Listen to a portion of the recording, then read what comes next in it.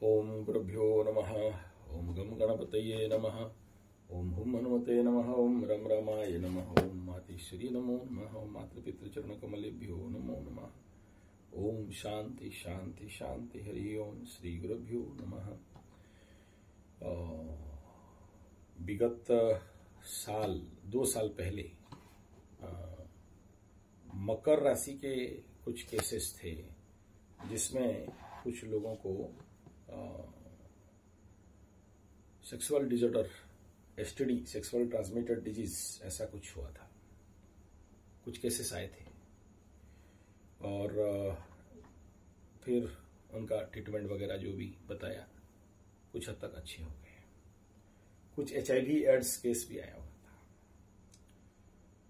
इस बार कुंभ राशि का 2-3 फोन आ चुका है जिनका HIV एड्स पॉजिटिव निकला हुआ है, जिनको कि यहाँ पर हम लोग दुग्ध कल्प और मठा कल्प करके थोड़ा सा इलाज करवाते हैं और साथ में नवग्रह शांति का यज्ञ कराना पड़ता है। तो बाप अगर एक केस मैं इसका प्रेडिक्शन करीब 2.5 साल पहले किया था, आप लोग हालांकि 2 साल का बाद भूल गए होंगे। कुंभ राशि का द्वादश में शनि के टाइम पीरियड से इस प्रकार का गंदा हरकत चालू हुआ था। अब उसका रिजल्ट आ गया है। तो कुंभ राशि वालों को मैं इस समय इन्हीं के माध्यम से सावधान करना चाहूंगा।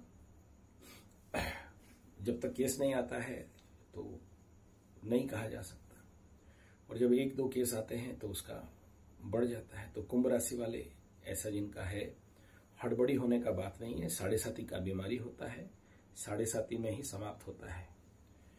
और इसके लिए ये देखना पड़ता है कि कुंडली में वर्तमान का ग्रह योग क्या है।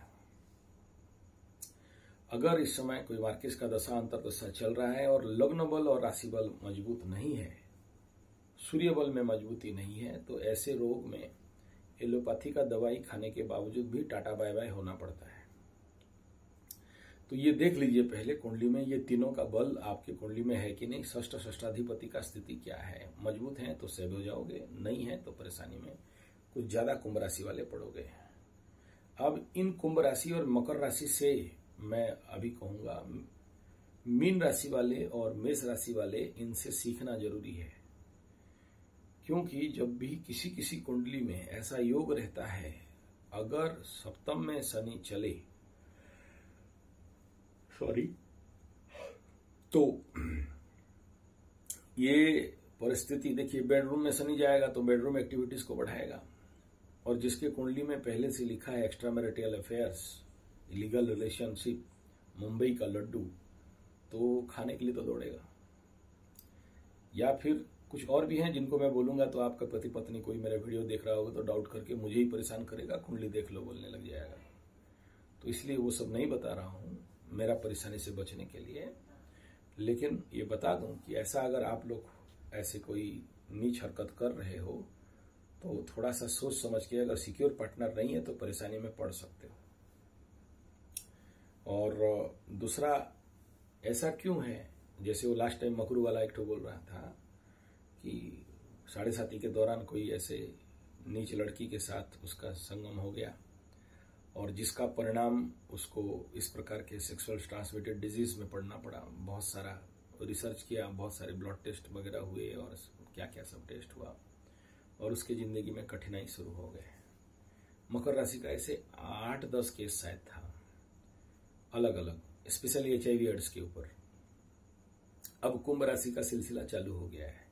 इसका मतलब यह है कि मीन शनि में, यानी मेष राशि का और मीन राशि, इन दोनों का कुछ ना कुछ इफेक्ट और इम्पैक्ट उस समय कुछ ज्यादा दिखाई देगा।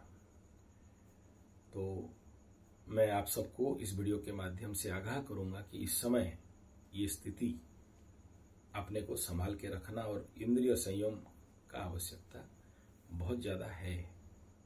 अदरवाइज थोड़ा सा इस प्रकार का केसेस बढ़ते हुए दिख रहे हैं। क्यों बढ़ रहे हैं, शनि के ऊपर मंगल का दृष्टि वगैरह वगैरह, उससे प्रवचन देना नहीं चाहता हूं, केवल आगाह कर दिया। संभल जाइए, सुधर जाइए, वरना आदमी का जान भी ले सकता है।